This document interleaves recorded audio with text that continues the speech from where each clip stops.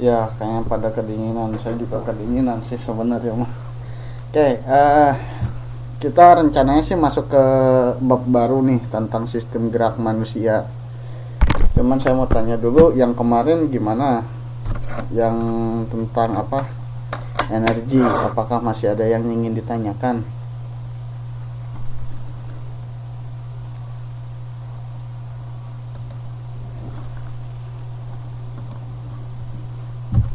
Udah paham ya? Oke.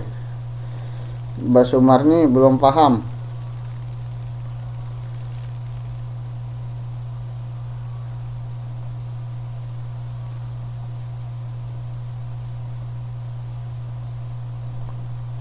Akar. Jadi misalkan yang pas terakhir ketemu misalkan V kuadrat sama dengan katakanlah 50 gitu kan. Nah, kemudian V-nya sama dengan akar 50. Nah, ini Mbak Sumarni nggak tahu gimana cara ngitung akar 50-nya gitu ya.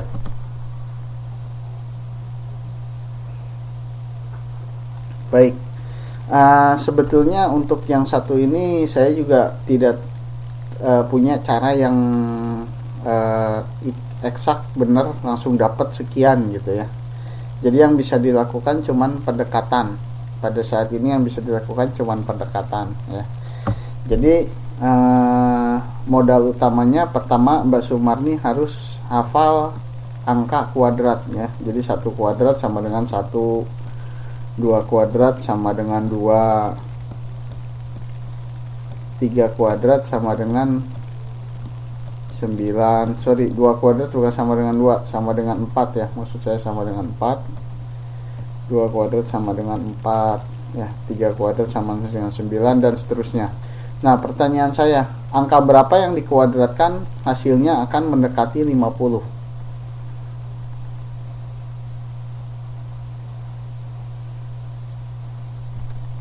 Tahu nggak Mbak Sumarni?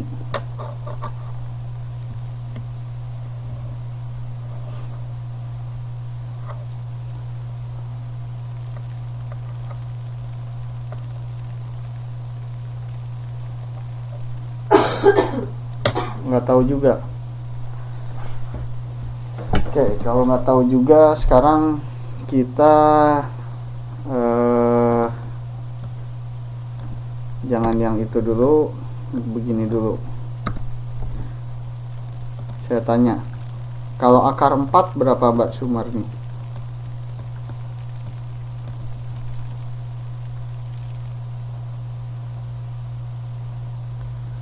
Akar 4 berapa?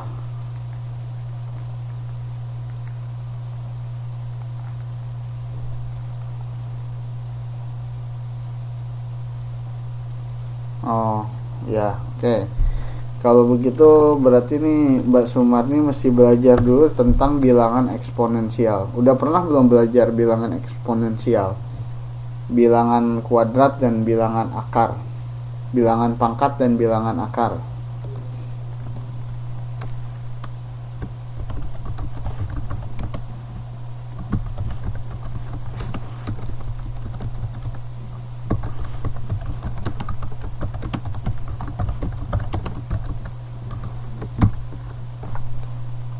Udah pernah belum?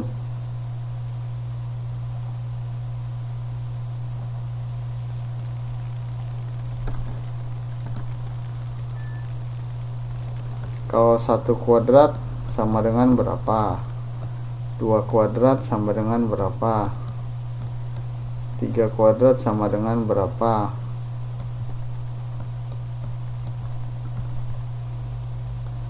Nah, terus contoh kalau bilangan akar tuh akar 1 berapa, akar 4 berapa, akar 9 berapa, akar 16 berapa. Ini udah pernah belum Mbak Sumarni belajar ini?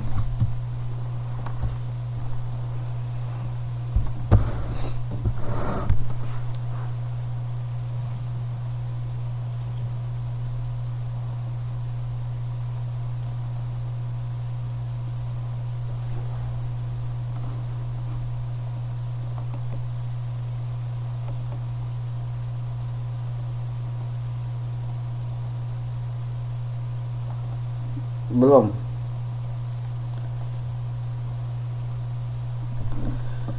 Aduh, kalau belum, ini kalau ngajarin ini sampai jam 11 mungkin kurang. Tapi saya nggak keberatan ngajarin ini, soalnya yang lain juga kan nggak hadir. Ini pertemuan keberapa ya? Pertemuan ke-12. Kalau misalkan sekarang saya ngajarin ini, nanti gimana ya?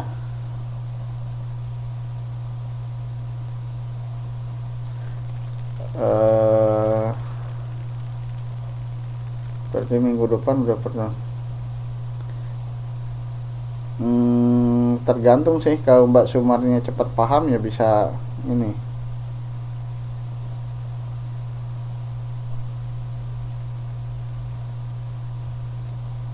Kayak gini lah, saya kasih pengantar aja. Gini ya.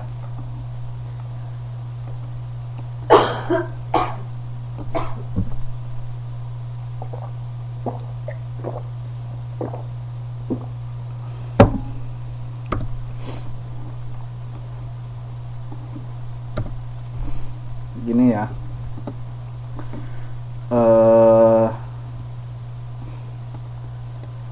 Kalau 1 di kuadrat itu artinya ya sama dengan 1 dikali 1. Nah, hasilnya 1. Kalau 1 pangkat 3 itu sama dengan 1 kali 1 kali 1 sama dengan 1. Jadi kali 4, 1 pangkat 4 berapa? Nah, satunya ada 4 kali ya.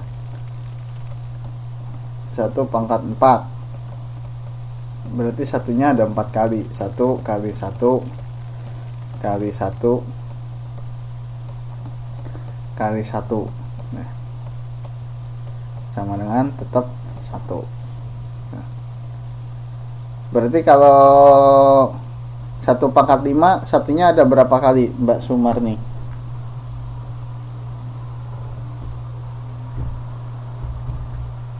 Ada 5. Sampai sini paham?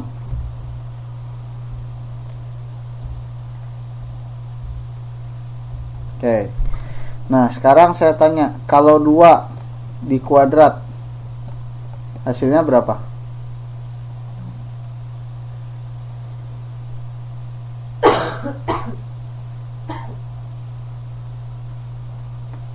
Empat. Oh ya, nggak apa-apa. Makasih Mbak Mei. Kemudian sekarang kalau misalkan 3 di kuadrat hasilnya berapa?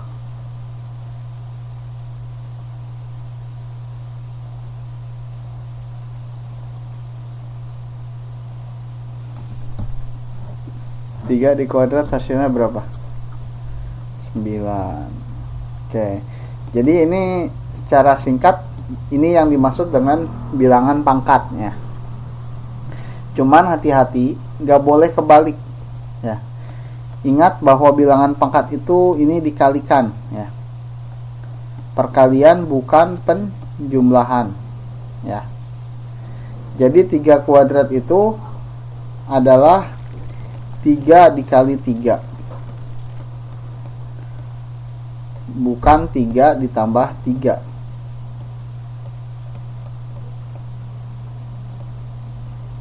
Tiga tambah 3 salah. Paham ya?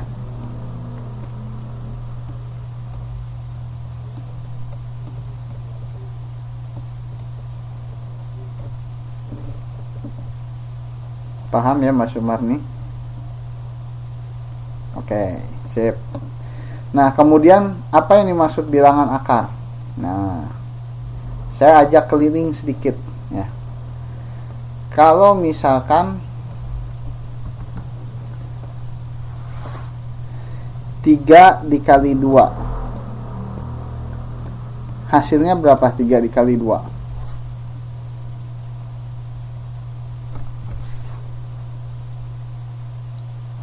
6. Sip. Nah, sekarang saya tanya. Kalau 3 dikali N, hasilnya berapa? 3 kali N hasilnya 6, maka nilai N berapa?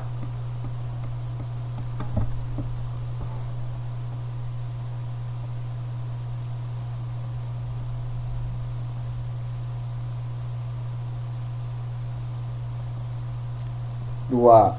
Kenapa nilai N nya 2? Dapat dari mana? Karena dapat dari 6 dibagi 3, ya kan, sama dengan 2. Jadi perkalian itu kebalikannya apa? Pembagian, ya. Sedangkan penjumlahan kebalikannya apa? Pengurangan, ya. Nah, sedangkan perpangkatan kebalikannya apa?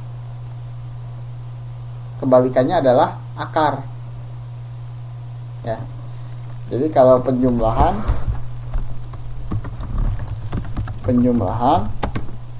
kebalikannya itu adalah pengurangan.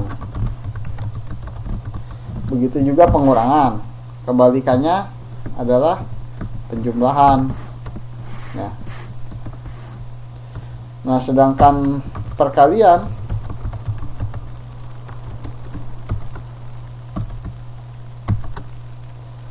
kebalikannya adalah pembagian.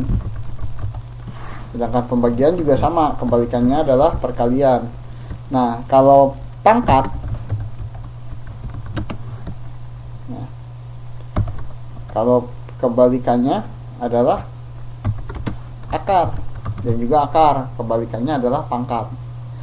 Jadi kalau misalkan ditanya 2 kuadrat sama dengan 4, ya kan, 2 kuadrat sama dengan 4, maka akar 4 berapa? Akar 4 adalah bilangan berapa yang dikuadratkan hasilnya sama dengan 4. Bisa dipahami nggak?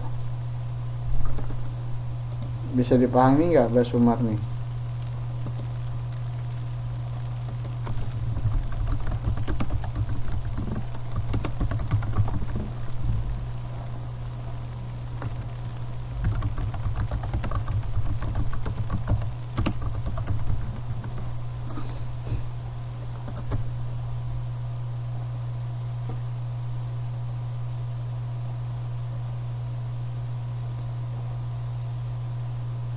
Halo.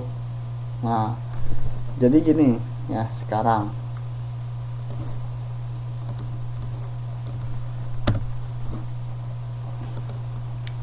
saya tanya, akar 16 hasilnya berapa akar 16?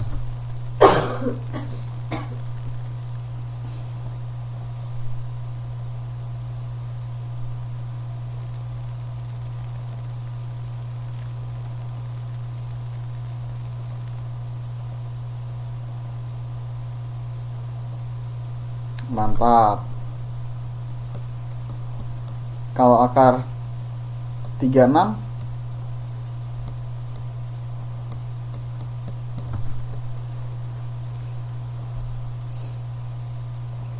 akar 36 berapa akar 36? Nah, coba kalau 8 kali 8 di kuadrat berapa hasilnya? Kalau 8 di kuadrat hasilnya berapa?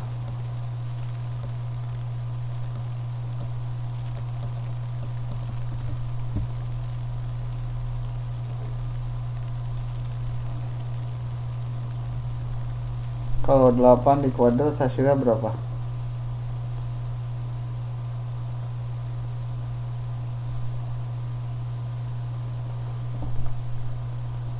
Nah, salah nih. Nih, saya kasih pilihan ya. 8 kuadrat itu, Bame sebentar.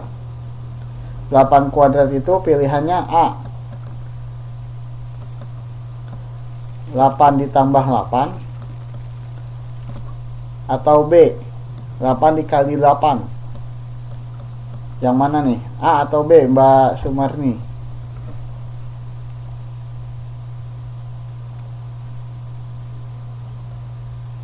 Nah, berapa coba kalau 8 kali 8? 8 kali 8 hasilnya 16 bukan?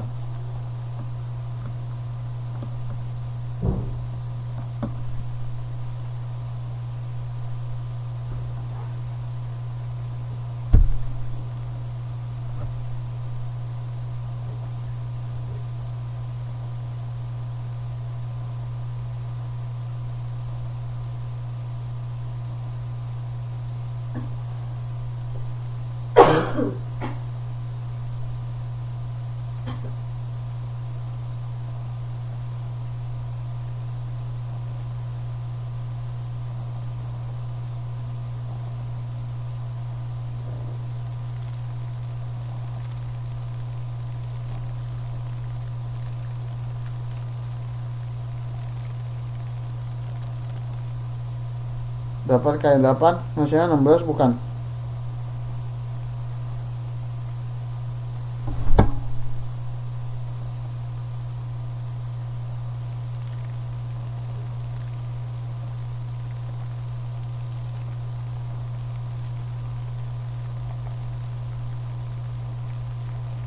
Berapa hasilnya 8 kali 8?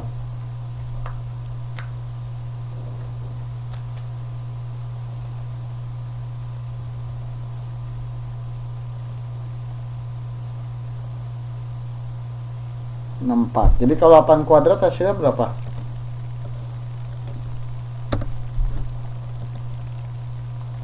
Delapan kuadrat hasilnya berapa?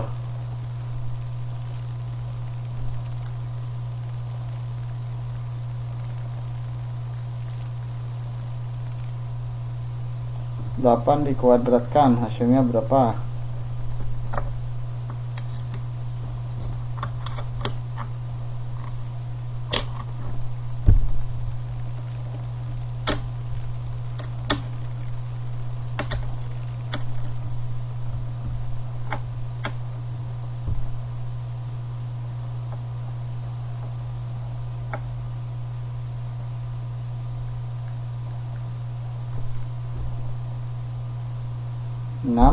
Empat.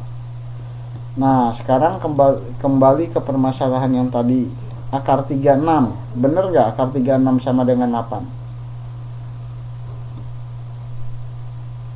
Akar 36 sama dengan 8 enggak?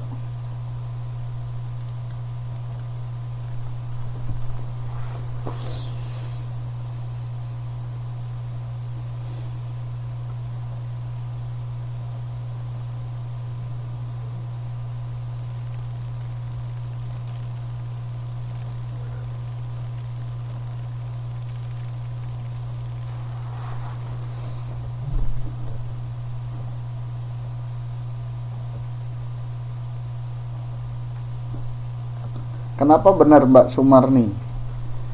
Kok akar 36 sama dengan 8? Yang tadi ini Mbak Sumarni udah bener nih. Akar 16 sama dengan 4. Jadi begini ya.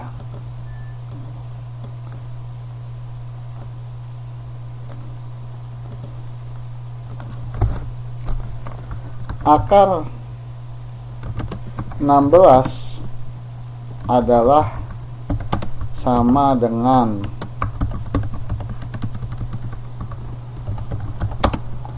4 karena 4 dikuadratkan sama dengan 16 ya. Jadi akar 16 adalah sama dengan 4 karena 4 dikuadratkan adalah sama dengan 16. Nah, sekarang pertanyaan saya, Apakah 8 kalau dikuadratkan hasilnya 36?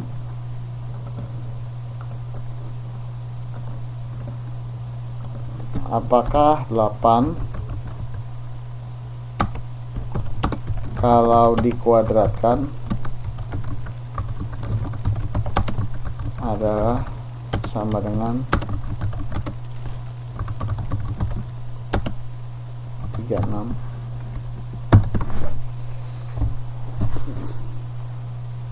Jawabannya iya atau bukan. Pilihannya A iya, B bukan. Pilih yang mana Mbak Sumarni? A atau B?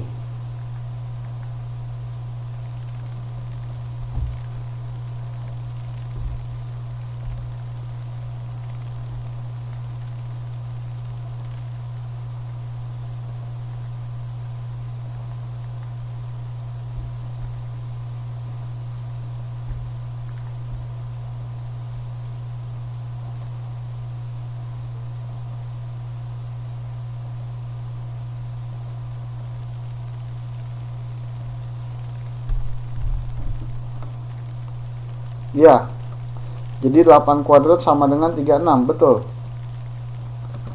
Mbak Mei, bentar Mbak Mei. 8 kuadrat sama dengan 36.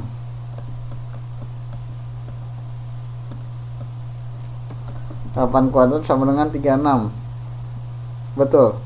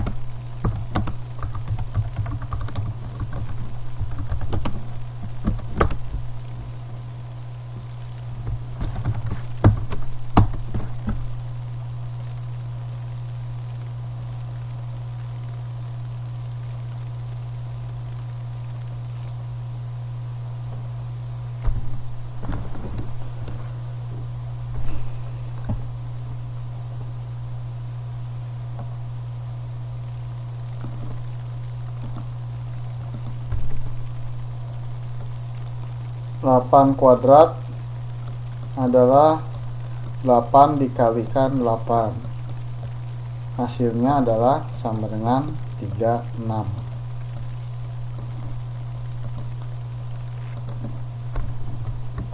Apakah perhitungan di atas sudah betul? A, betul. B, salah. Coba Pak Sumar nih, saya tanya lagi nih, jawabannya A atau B?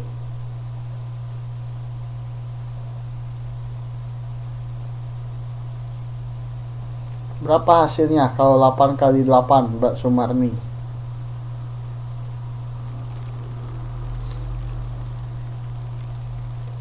64 ya. Oke, udah betul. Jawabannya adalah 8 kali 8 sama dengan 64. Nah, sekarang saya kembali lagi ke yang tadi Mbak Sumarni. Akar 36. Akar 36 hasilnya berapa?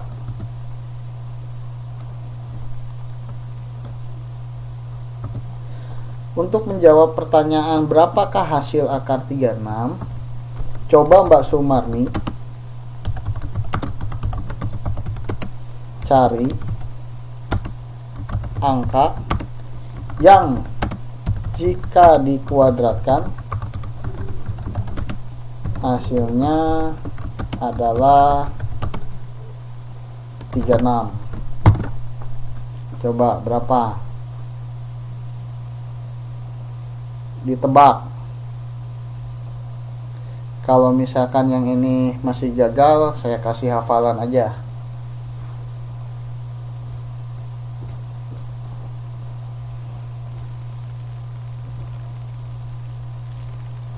Coba bisa nggak nebak, dicari. Kalau nggak, Mbak Sumarni coba dicoret-coretan ya. 1 kuadrat, 2 kuadrat, 3 2 kuadrat, 3 kuadrat, 4 kuadrat, 5 kuadrat. Nah ini ditulis nih, 1 kuadrat sama dengan berapa hasilnya, 2 kuadrat sama dengan berapa hasilnya, 3 kuadrat sama dengan berapa hasilnya, 4 kuadrat sama dengan berapa hasilnya, 5 kuadrat berapa hasilnya, terus sampai ketemu yang menghasilkan angka 36.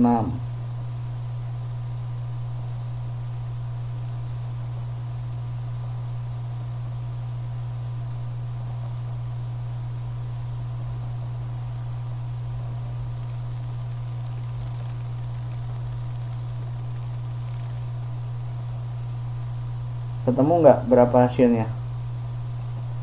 Angka berapa yang kalau dikuadratkan hasilnya 36?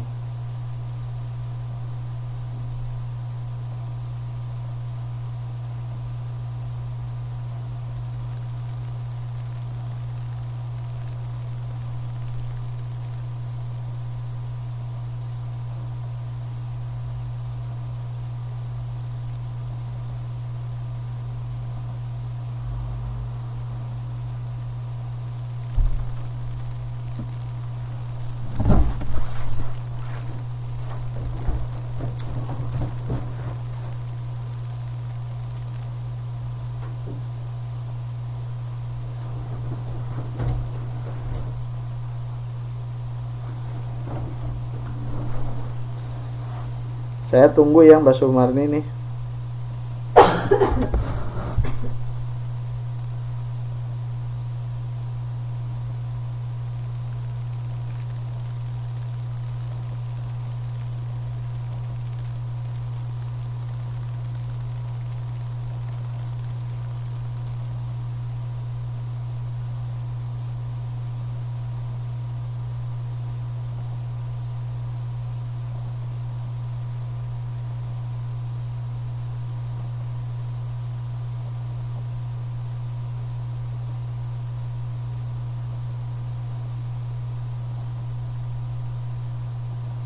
Ya udah, sekarang gini, kita sama-sama aja deh Mbak.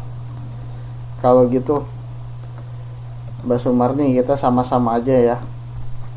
Tapi tolong mohon kerjasamanya, mohon motivasi Mbak. Jadi kalau saya tanya, tolong dijawab ya. Oke, sekarang 1 kuadrat hasilnya berapa Mbak Sumarni?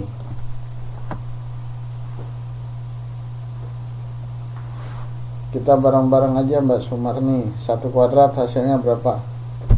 1. Kalau 2 kuadrat hasilnya berapa?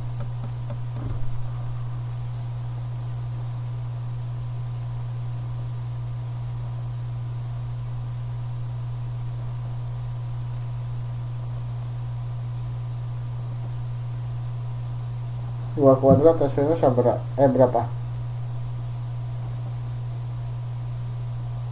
Oke, 4. Sip. Kalau 3 kuadrat hasilnya berapa?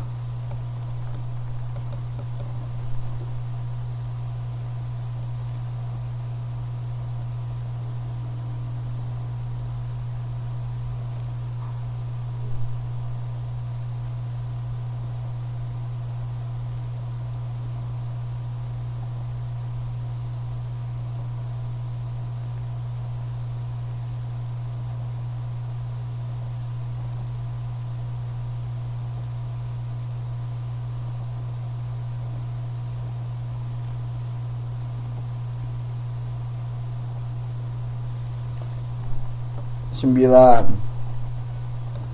Kalau 4 kuadrat hasilnya berapa?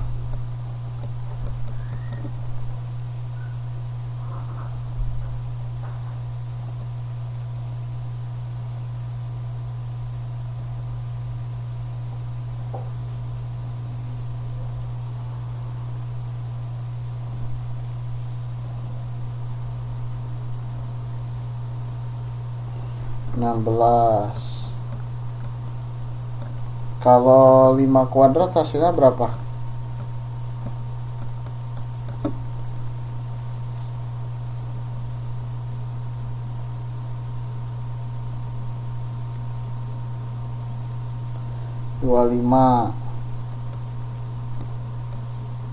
Kalau 6 kuadrat hasilnya berapa?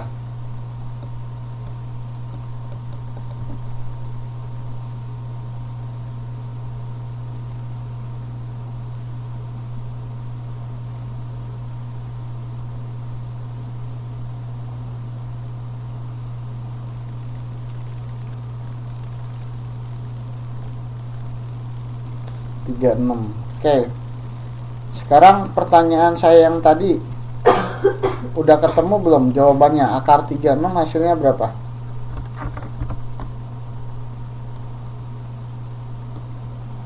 Akar 36 hasilnya berapa? Udah ketemu belum jawabannya kalau sekarang? Akar 36 hasilnya berapa, Mbak Sumarni?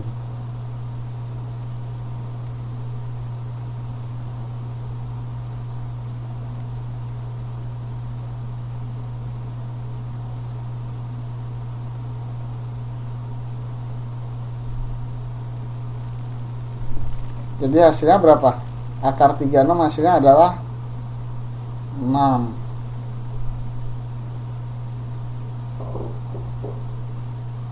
Oke, sekarang kita teruskan saja ya latihannya biar Mbak Sumarni paham aja lewat latihan berulang-ulang.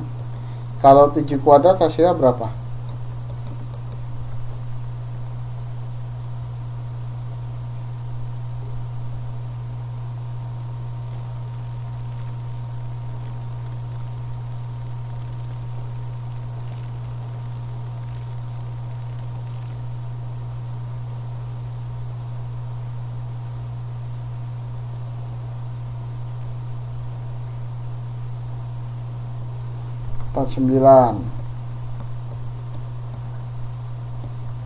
Kalau 8 kuadrat hasilnya berapa?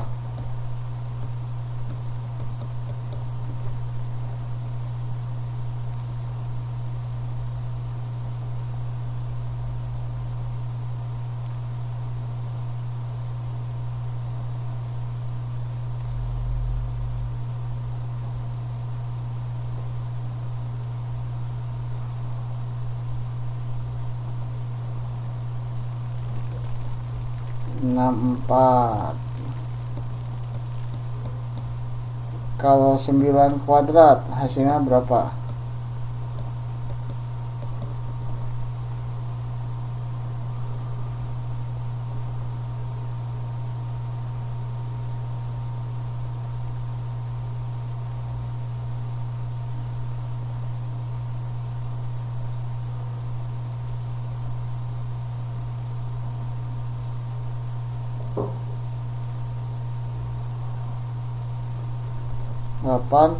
Satu. Kalau 10 kuadrat hasilnya berapa?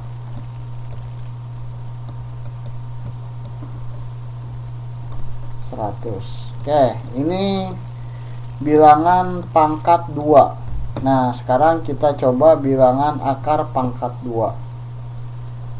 Bilangan akar pangkat 2 ya. Akar 1 sama dengan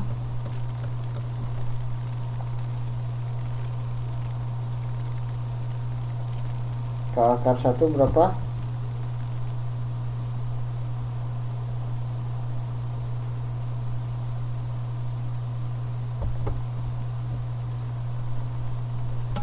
Satu. Kalau akar 4 sama dengan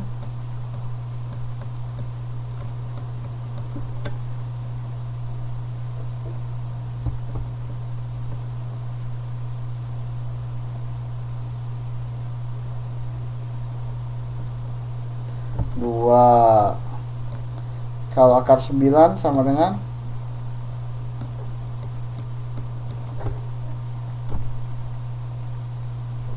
3. Kalau akar 16 sama dengan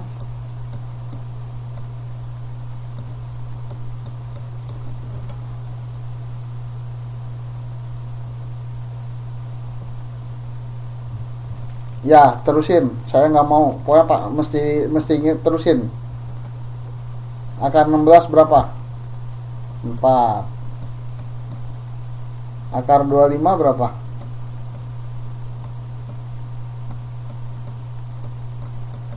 5. Akar 36 berapa?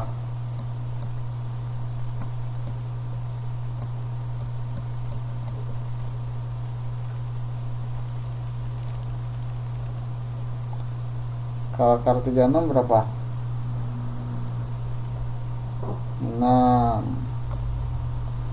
Akar 49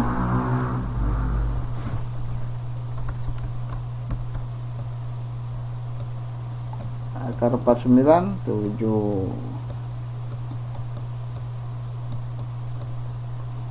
Akar 64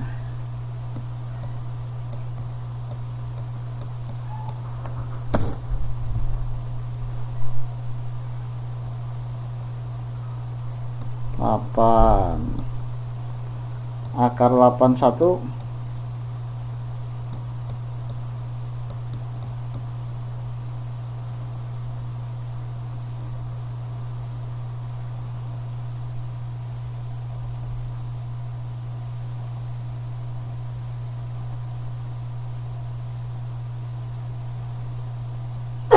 9. Akar 100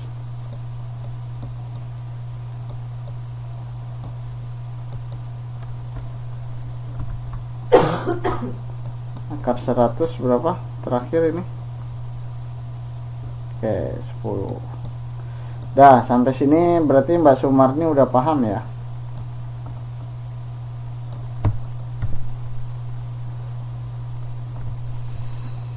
Sampai sini udah paham kan?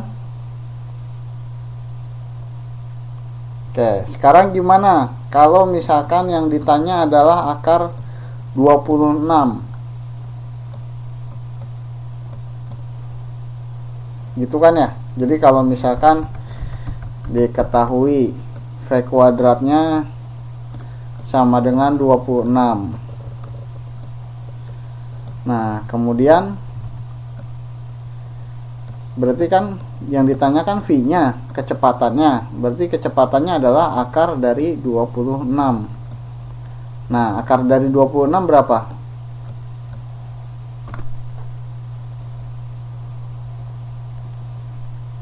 Tahu nggak?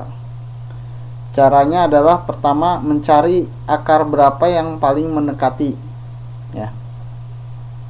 Jadi yang paling mendekati 26 akar berapa?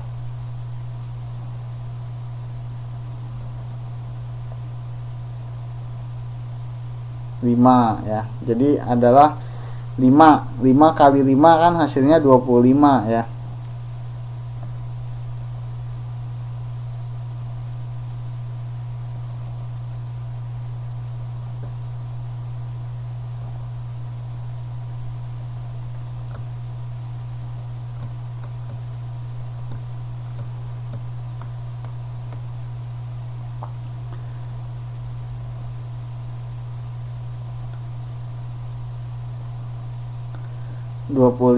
Kalau 5 kali 5. Nah, sekarang kan masalahnya 5 kali 5 25, sedangkan yang ditanya 26, berarti dikasih koma ya. Nah, pendekatan dulu karena bedanya tipis ya, mulai dari 5,1. Nah, coba 5,1 dikali 5,1 berapa?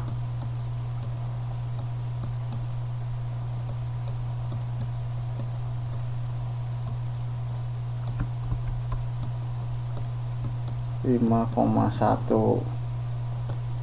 5 ini 25. 5 25 berarti hasilnya 10126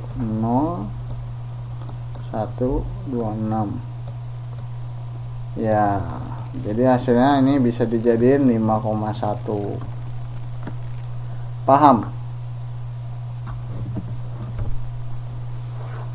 Jadi pertama tentukan bilangan awalnya dulu, nah terus koma-komanya ya dicari.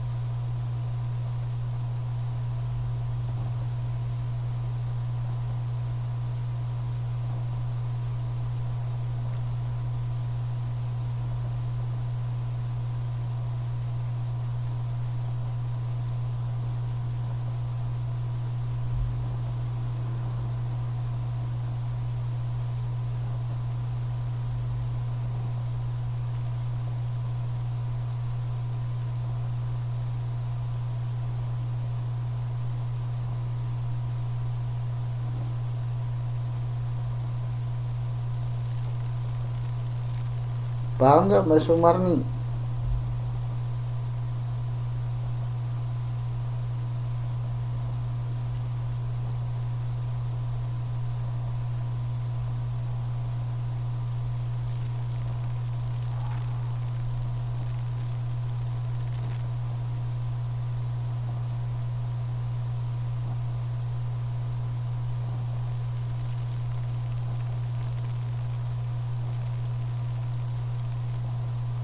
Oke. Ada bagi yang mau ditanyakan? Kalau nggak ada, saya mau pindah ke materi yang sistem gerak manusianya.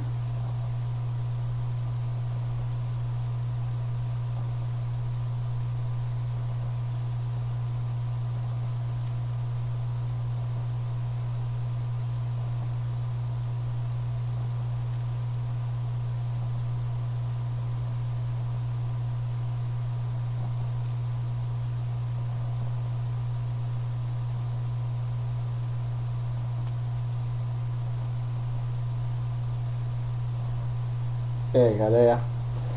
Baik. eh, Mbak Mei Hua, kenapa Mbak Mei? Kalau perlu ya, Mbak Sumarni bikin catatan kecil, coretan ya. Isinya nih 1 kuadrat, 2 kuadrat, 3 kuadrat sampai 10 kuadrat berapa? Terus 1, 4, 9,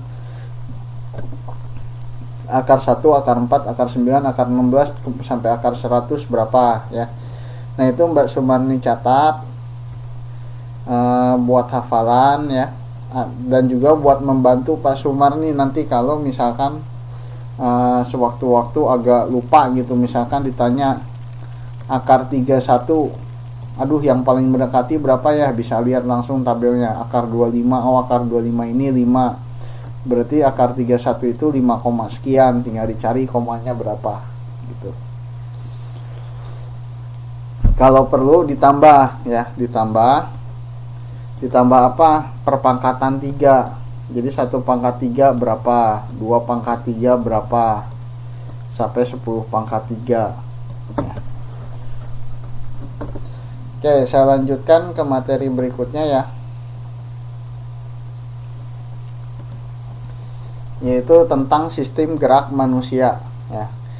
Jadi sebelumnya kita sudah belajar tentang sistem peredaran darah. Jadi ada 2 lagi yang harus saya sampaikan, sistem gerak manusia dan saluran pencernaan kalau nggak salah ya, semester ini.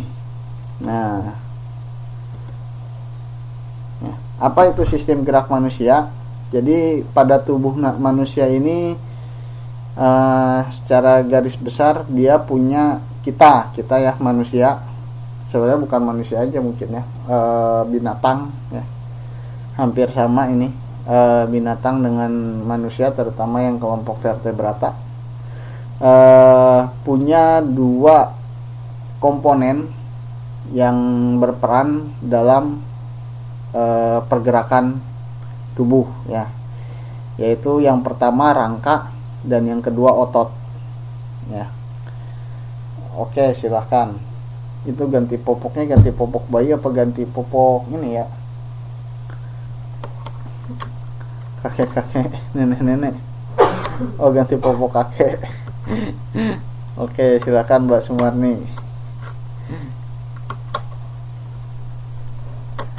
Rangka otot ya. Jadi kita bahas satu persatu. Rangka ya. Fungsi rangka ini untuk menggerakkan tubuh serta menentukan bentuk tubuh ya.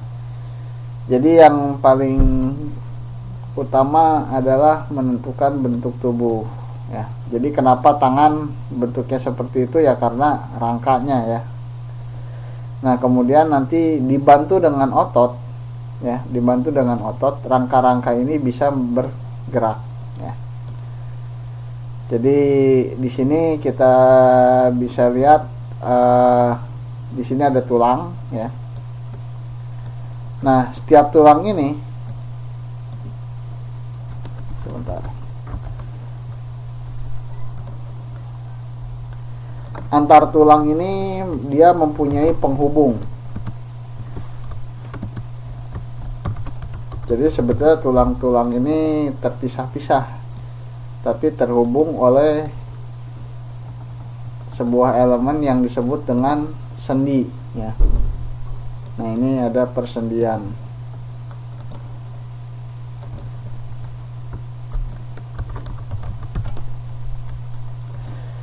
Nah, jadi kalau persendiannya hilang ya jadi tinggal ruas-ruas tulang ya.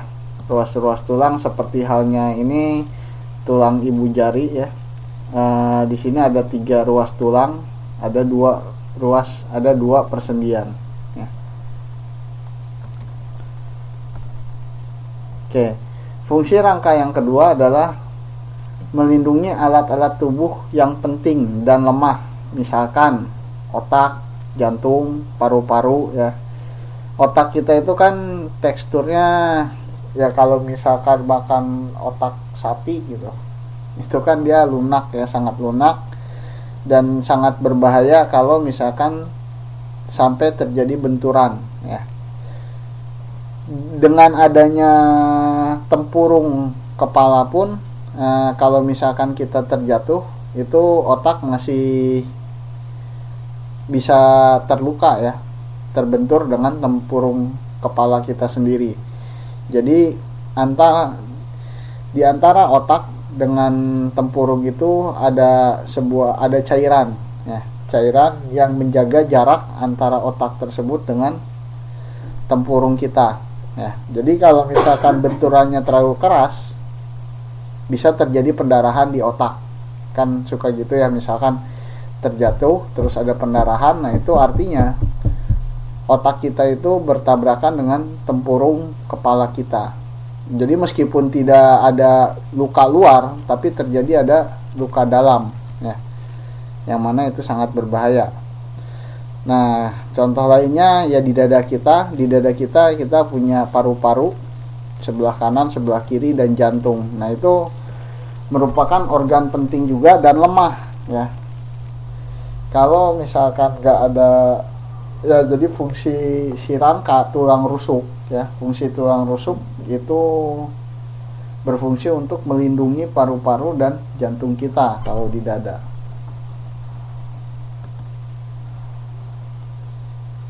Nah, kemudian fungsi rangka yang ketiga ya, tinggal Mbak Mehua doang nih. Yang fungsi rangka yang ketiga adalah tempat melekatnya otot ya. Jadi pada tulang-tulang, contoh di sini digambar tulang tangan.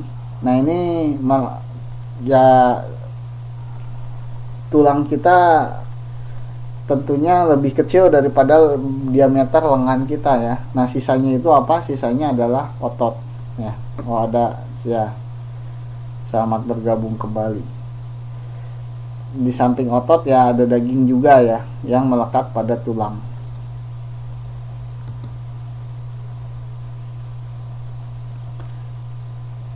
Oke, nah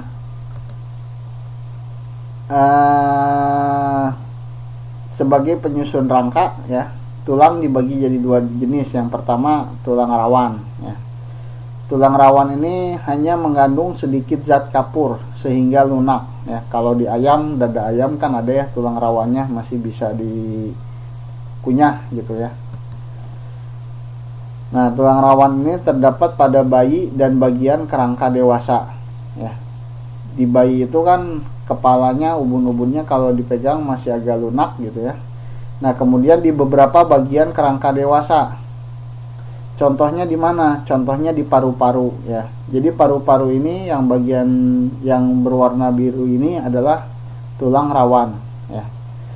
Nah, kenapa kok ada tulang rawan di paru-paru ya?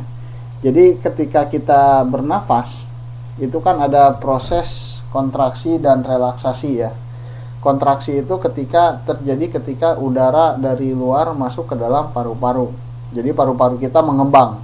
Nah, ketika mengembang kita membutuhkan paru-paru kita membutuhkan ruang yang lebih luas, sehingga tulang rusuk kita dengan adanya tulang rawan itu bisa memberikan ruang yang lebih luas bagi paru-paru kita. Nah, sedangkan ketika berelaksasi, ketika udaranya keluar dari paru-paru, si tulang rusuknya kembali mengempis ya. Jadi itu fungsi tulang rawan di paru-paru. Di tulang rusuk ya. Nah, kemudian yang kedua ya lawannya tulang rusuk tulang rawan, ada tulang yang keras ya. Ini tulang keras ini merupakan bagian utama pada kerangka dewasa. Jadi sebagian besar kerangka orang dewasa ya terdiri dari tulang yang keras ya. Nah, susunannya terdiri dari sel-sel, sedikit sel, dan matriksnya diperkuat dengan zat kapur sehingga kuat dan keras. Di samping itu tulang keras juga kan ada sumsumnya ya, terutama yang di tulang belakang. Itu merupakan tempat produksi sel darah. Sel darah apa yang diproduksi di sumsum tulang belakang? Masih ingat gak?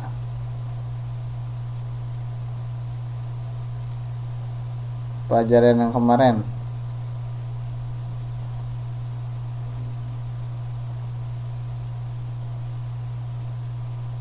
Ya, sel darah merah ya. Jadi tempat produksinya sel darah merah di sumsum tulang ya.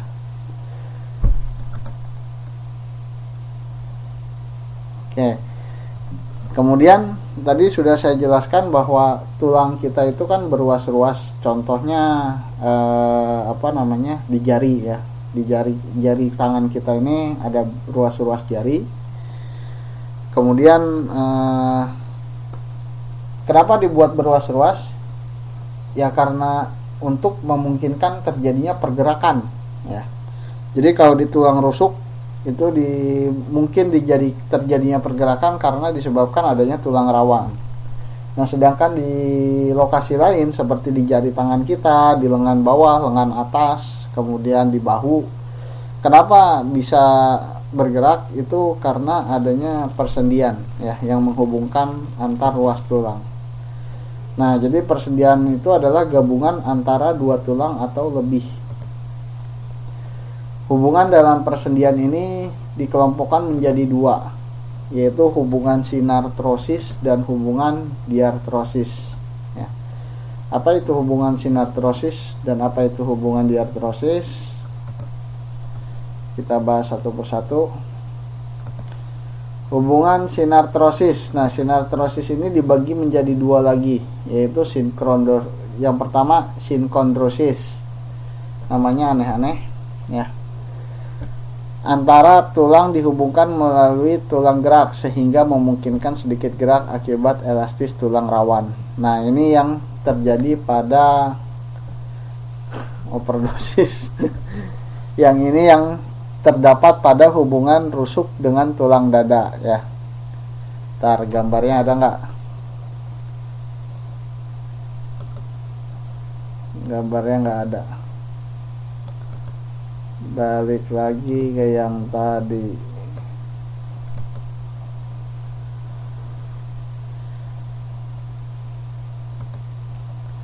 Nah, contohnya tadi ya di paru-paru. Nah, ini merupakan salah satu contoh tadi hubungan diartrosis ya. Nah, jadi si tulang rawan ini yang memungkinkan pergerakan antar tulang dada. Hubungan sinartrosis.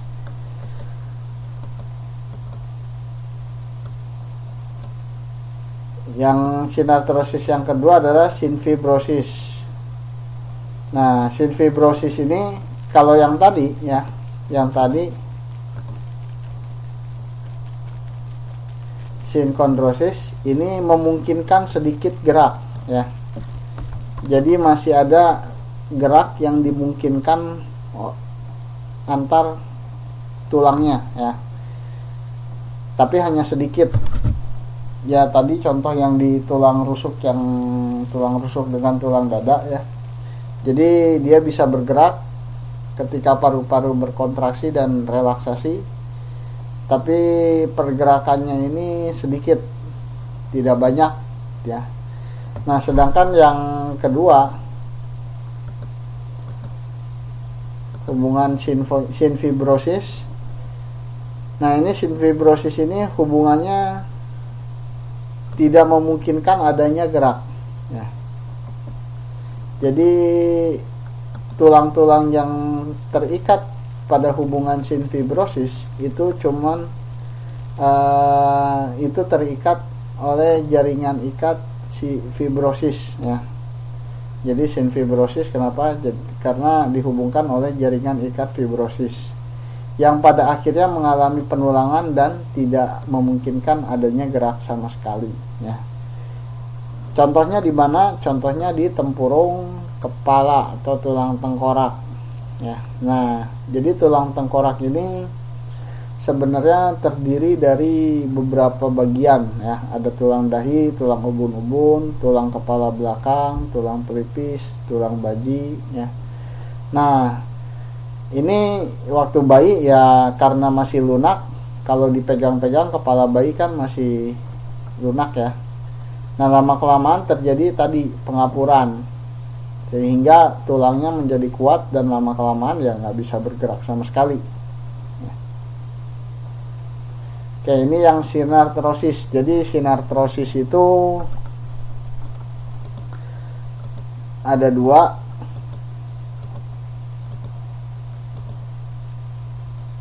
Sinkondrosis dengan sinfibrosis ya. Sinkondrosis sama sinfibrosis. Nah, sinkondrosis ini tidak mungkin ada pergerakan sedikit ya karena adanya tulang rawan, sedangkan sinfibrosis tidak mungkin. Nah, gerakannya kan manggut-manggut, Pak. Itu gerakan yang di mana? Yang di leher. Nah, kenapa itu bisa bergerak manggut-manggut? Bukan manggut-manggut aja, bisa nengok kanan kiri, bisa lihat atas bawah gitu kan ya. Bisa muter-muter. Nah, kenapa itu bisa? Karena hubungan antara tulang itu kan sebenarnya tulang tengkorak dengan tulang leher ya. Ini merupakan hubungan diartrosis. Kok langsung ini sih? Ya, hubungan diartrosis. Nah, hubungan diartrosis ini antar tulang ini mungkin terjadinya gerak ya. Nah, geraknya yang gimana ya? Itu gerak yang bebas. Kalau tadi kan terbatas. Kalau yang ini bebas. Kenapa? Karena antar tulang ini dihubungkan oleh sebuah ruang sinovial berisi cairan sinovial ya. Nah, inilah yang disebut dengan persendian.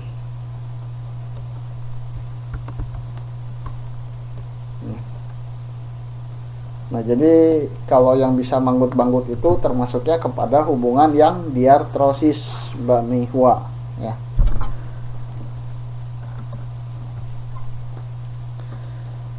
Nah, hubungan diartrosis ini, jadi persendian ini dibagi menjadi 4 macam, ya. Ada sendi putar. Nah, sendi putar ini terletak pada ruas tulang belakang dan kepala, ya. Ruas tulang belakang itu panjang. Jadi dimulai dari leher sampai tulang ekor dekat bokong kita, ya, pantat kita. Nah, itu antar ruas tulang belakang dengan kepala itu dihubungkan oleh sebuah sendi putar, ya. Kenapa disebut sendi putar, Mbak Sumarni, sebentar ya. Kenapa disebut dengan sendi putar? Sendi putar itu ya karena kita bisa, kepala kita bisa diputar kanan, putar kiri, ya nggak bisa diputar belakang, ya. Ya, makanya disebut dengan sendi putar, ya.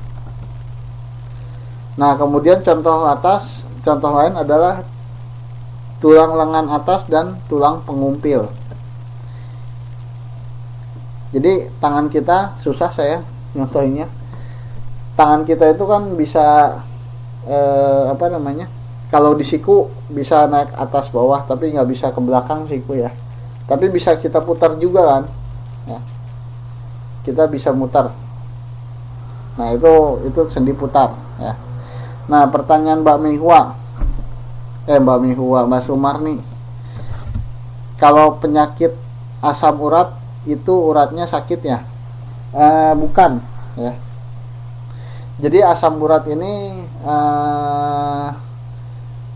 yang sakit sebetulnya persendian, betul, ya. Jadi termasuk saya juga punya asam urat. Itu yang sakitnya persendian. Disebabkan karena apa?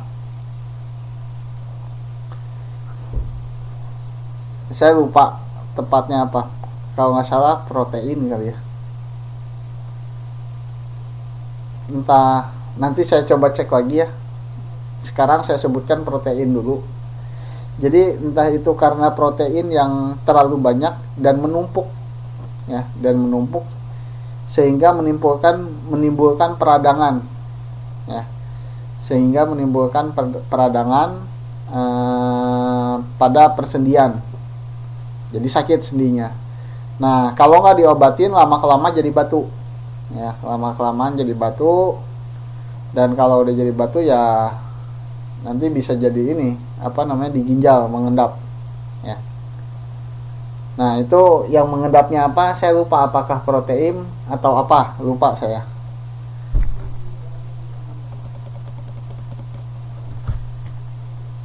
Nah, penyebabnya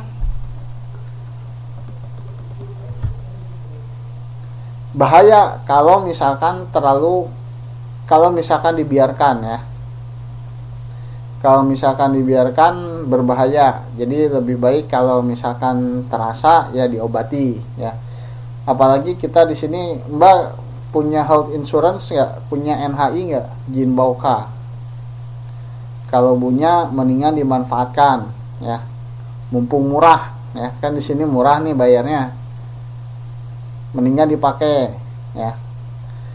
Kalau di Indonesia mungkin buat cek labnya aja udah berapa gitu. Ntar obatnya apa lagi segala macam mahal, ya. Nggak tahu kalau udah punya BPJS katanya gimana, nggak tahu di sana. Jadi kalau menurut saya, mumpung di sini dengan servis yang baik, harga yang menurut saya relatif murah juga kan, nggak terlalu mahal, ya. Mendingan dimanfaatkan saja. Ya dibilangin aja sama Mbak Sumarni, jangan dibiarin, ya. Jangan dibiarkan. Sebenarnya saya juga kalau kena asam urat, ya, itu kan penyebabnya coba tanya suka makan makanan kaleng nggak? Kan kangkung terus kacang-kacangan gitu, ya. Itu penyebab asam urat. Terus makanan kaleng kayak kornet, sarden itu juga penyebab asam urat. Nah, makan makanan yang gitunya dikurangin ya. Dikurangin. Waktu itu saya pernah kena pas baru sampai sini ya. Pas baru sampai sini kan disebabkan karena makanannya aneh gitu. Rasanya kurang pas, jadi makan sarden, makan kornet, makan indomie gitu kan. Berapa minggu berturut-turut ya kena lah asam urat. Nah udah gitu setelah itu baru nyoba masak. Pertama cuman masak sayur doang gitu, nggak pakai daging, nggak pakai apa-apa, jadi cuma sayur. Nah lama kelamaan hilang sendiri sih asam uratnya. Pas waktu itu kebetulan lagi ada pemeriksaan kesehatan di kampus, jadi kita ada general check up semuanya. Jadi asam urat saya itu cuman sedikit sih di atas normal, kalau nggak salah batas normalnya 8, saya 9 ya. Saya 9 dan waktu itu yang sakit pergelangan tangan ya. Pergelangan tangan saya sakit, disangkanya keseleo tapi nggak bengkak nggak apa, taunya asam urat ya. 9, jadi nurunin ke 8-nya nggak susah gitu. Saya cuman berapa minggu makan sayuran terus, nggak makan sayuran juga bukan kangkung sih, kayak apa ya, nggak tau lah, suka ada di welcome itu yang kayak sawi-sawi gitu, sawi putih yang kayak gitu ditumis, cuman gitu-gitu doang. Lama kelamaan, nggak lama sih, 2 minggu apa 3 minggu sembuh, hilang. Jadi yang jelas penyebab asam uratnya dikurangi ya. Oke, hubungan diartrosis yang kedua, sendi engsel. Nah, engsel ya, terletak pada ruas jari. Nah, ruas jari kita. Kemudian siku ya, siku tangan. Kenapa disebut engsel ya? Karena cuman bisa bergerak sampai ya, tangan kita kan lurus, tapi di kebelakangin nggak bisa kan. Sama dengan engsel pintu. Jadi engsel pintu itu paling cuman berapa, 90 derajat gitu kan. Nah udah gitu 90 derajat nggak bisa diterusin lagi gitu. Nah itu kenapa disebut dengan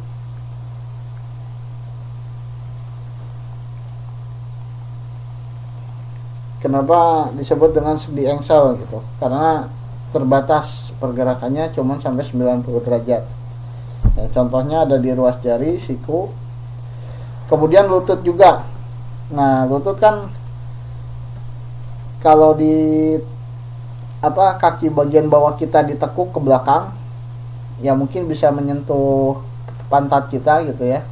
Tapi kalau misalkan dikeatasin kan nggak bisa disentuhin ke paha ya. Nah itu disebut dengan engsel.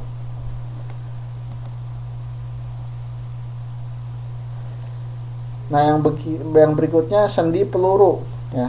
Nah sendi peluru ini ada 2. Yang pertama ada di lengan bahu, terletak pada lengan dan bahu ya. Kenapa disebut dengan sendi peluru? Karena dia bisa berputar segala arah gitu ya. Bahu kita kan bisa berputar segala arah, dikeatasin bisa, ke bawahin bisa, ke depan bisa, ke belakang bisa, 45 derajat ke atas, 45 derajat ke bawah bisa, bebas gitu ya. Terus dipegangin ke kuping sebelah juga boleh gitu kan. Nah itu sendi peluru. Nah sendi peluru satu lagi ada di mana? Ada di paha dan pinggul ya. Paha dan pinggul. Paha dengan pinggul juga itu sendi peluru. Kenapa? Karena bisa kaki kita, paha ini bisa diputerin kan, bisa bergerak kemanapun bebas ya. Jadi paling bebas ini sendi peluru ya.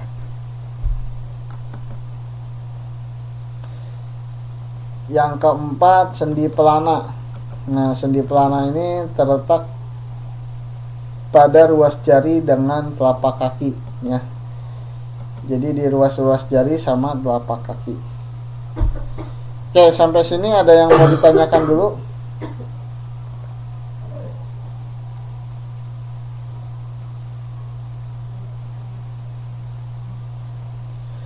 Enggak?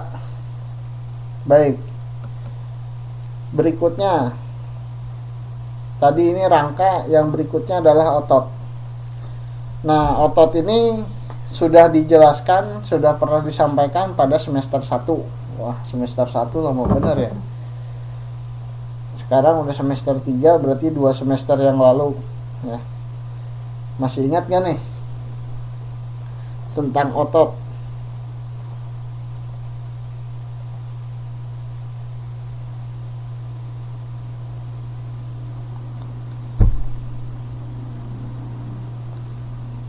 Otot kecil udah besar. Oke, jenisnya dulu. Nah, jenisnya ada 3 nih. Yang pertama otot lurik. Yang kedua apa? Yang ketiga apa? Masih ingat gak? Satu saya ingetin, otot lurik. Jenis kedua dan jenis ketiganya apa? Lupa, Mbak Sumarni lupa juga.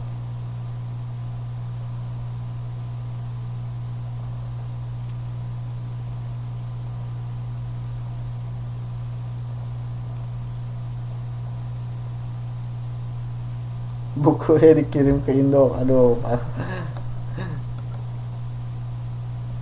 Oke, yang kedua otot polos, yang ketiga otot rangka. Jadi ada 3 macam, otot lurik, otot polos, dan otot rangka. Kalau persendian ada berapa macam tadi?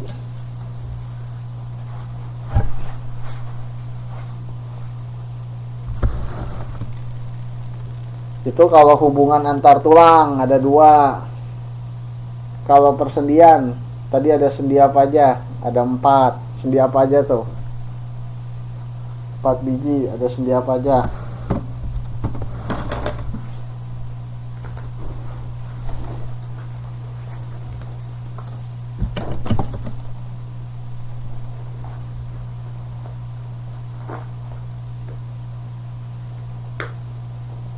Loh, jadi tulang tengkorak. Ini kan tadi baru belajar sendi. Ada sendi apa, sendi apa, sendi apa.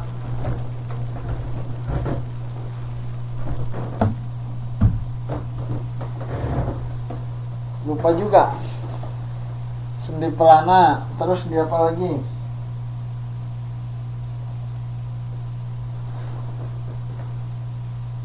Sendi engsel. Sendi peluru, satu lagi sendi apa?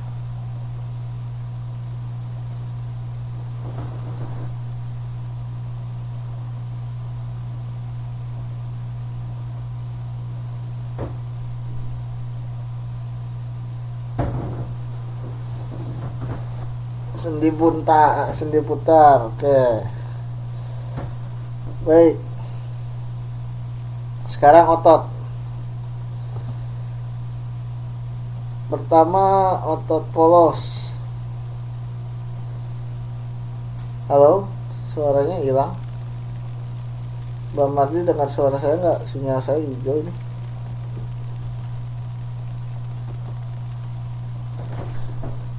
Ada. Mbak Mei dengar?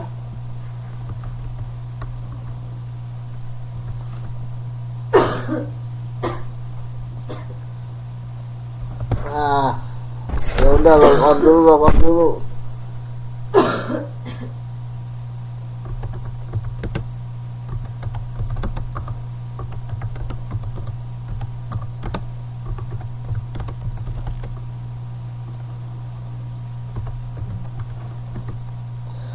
Oke, cara kerjanya kalau otot polos ya.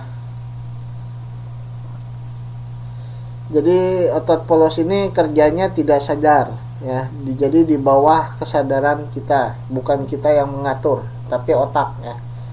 Otak kita yang mengatur ya. Kemudian dia bekerja dengan lambat. Ya, istri saya batuk. Efek musim dingin, Mbak, biasa, Mbak.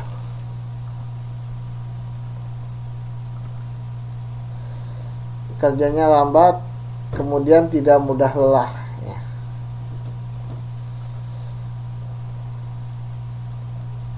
Nah, struktur dari otot polos ini, sel ototnya berbentuk tipis, memanjang ya. Kemudian setiap otot memiliki satu inti sel. Nah, seperti apa bentuknya? Seperti ini otot polos ya. Jadi bentuknya tipis-tipis, memanjang. Setiap otot punya satu inti sel.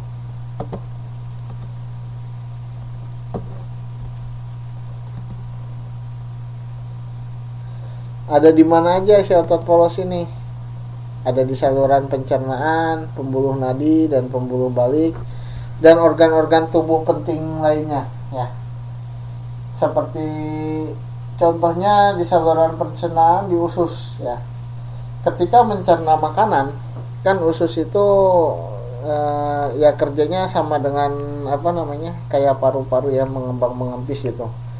Jadi makanan dicerna. Nah, dicerna itu kenapa bisa dicerna? Karena usus memiliki otot ya. Nah, ototnya itu termasuk ke dalam otot polos. Kenapa? Karena ya memenuhi ciri-ciri yang tadi ya.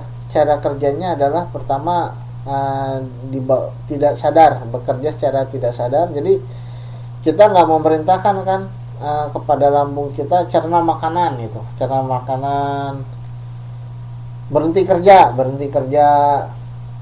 enggak kan. Jadi kita nggak tahu apakah lambung mencerna apa enggak, kita tidak memikirkan itu gitu. Berbeda dengan otot yang ada di tangan gitu. Ketika tangan kita mau menggenggam sesuatu, ya kita yang memerintahkan kan. Kita yang pengen pegang handphone misalkan, mengambil handphone digenggam gitu kan. Itu kita yang memerintahkan ya. Nah, kemudian otot ini juga kerjanya lambat dan tidak mudah lelah. Ya bisa dibayangkan kalau misalkan otot apa namanya? Lambung kita, otot usus kita capek gitu. Otot ususnya pegel, sedangkan kita pengen makan bakso, nggak bisa dong kalau otot ususnya pegel ya kan.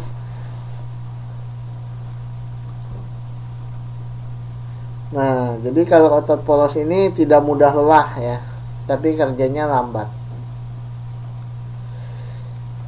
Yang kedua, otot lurik atau otot rangka. Disebut otot rangka kenapa? Karena posisinya melekat pada rangka tubuh kita ya. Nah, bekerjanya secara sadar, sangat kuat dan cepat ya. Jadi dan mudah lelah. Ya contohnya otot-otot yang ada di tangan kita. Ya ketika kita memerintahkan tangan kita menggenggam, dia langsung menggenggam kan. Kemudian angkat. Nah, jadi misalkan ember ada air isinya, misalkan isinya 1 galon gitu, diangkat, berat kan. Jadi kalau 1 kali ngangkat mungkin masih kuat, 2 kali ngangkat masih lumayan, 3 kali ngangkat mulai capek, 4 kali udah nggak keangkat gitu kan. Jadi emang kuat dan cepat, tapi dia mudah lelah ya. Kita bisa merasakan tangan kita pegel, kaki kita pegel kalau lari gitu ya.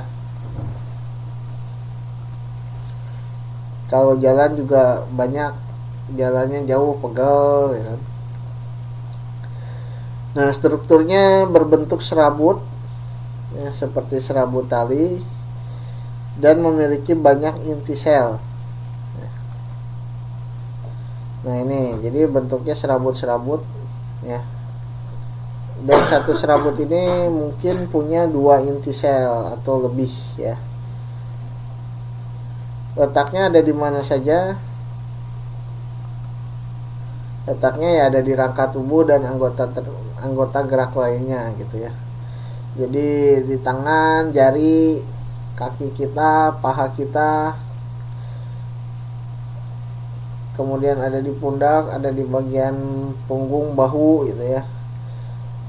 Kemudian ada di pinggang juga. Jadi kalau di pinggang itu, kalau kita mengangkat berat ya, dari posisinya seperti ruku ya, itu yang terkena imbasnya itu pinggang.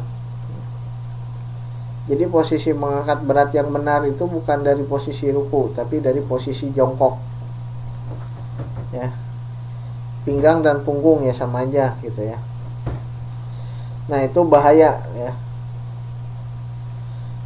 Nah, jadi posisi yang benar dari jongkok, kalau jongkok ketika kita angkat, yang pinggang dan punggungnya memang mendapatkan beban, tapi porsinya kecil ya. Yang besar itu yang menahan besar itu paha dan tangan ya.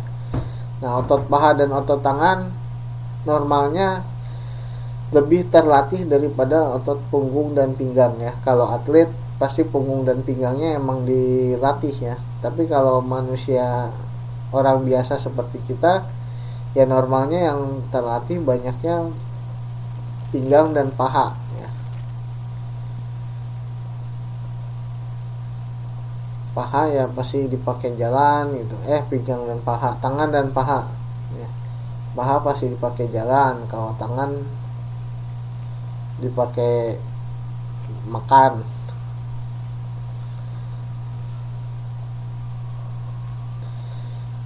Yang ketiga otot jantung. Nah, otot jantung ini dia geraknya juga dibawa secara tidak sadar dan terus menerus ya. Jadi bisa dibayangkan kalau misalkan otot jantung itu kerjanya sama seperti otot tangan kita gitu. Jadi tangan kita suruh genggam, baru dia ototnya gerak gitu kan. Jadi bisa dibayangkan kalau jantung kita harus merintahin otot jantung terus digerakin, duduk. Pas lupa jantungnya berhenti, mati gitu kan. Soalnya darahnya nggak ngalir. Jadi nggak mungkin ya. Nah, kemudian tahan terhadap lelah. Nah, ini lebih berbahaya juga kalau misalkan otot jantung ini mudah lelah gitu kan, capek. Jadi yang jantungan tuh, orang yang kena serangan jantung yang salah bukan ototnya ya, tapi salurannya yang salah ya.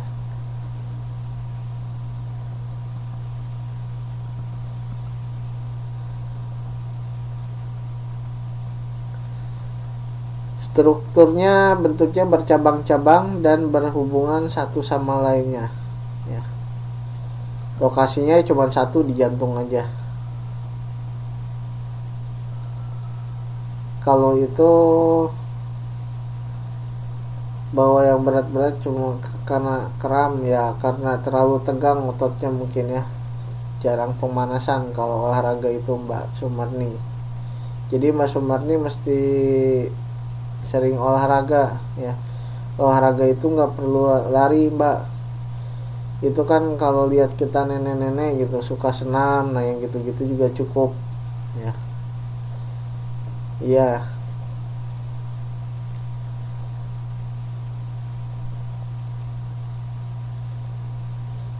Jadi kalau dilihat secara sekilas, otot jantung dengan otot rangka ini bentuknya hampir sama ya. Cuman yang membedakan kalau otot jantung ini bentuknya bercabang-cabang dan berhubungan satu sama yang lainnya. Kalau yang tadi cuma serabut-serabut aja ya. Baik, ini karena udah jam 11.25, saya kira sampai di sini dulu aja. Ada yang mau ditanyakan? Nanti yang sisanya kita teruskan minggu depan biar bisa review juga.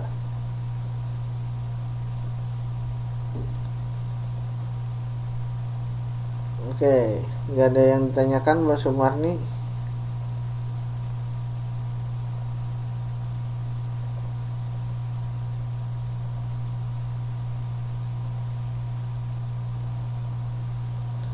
Oke, kalau nggak ada, saya cukupkan sekian. Alhamdulillah saya nggak lupa nyalain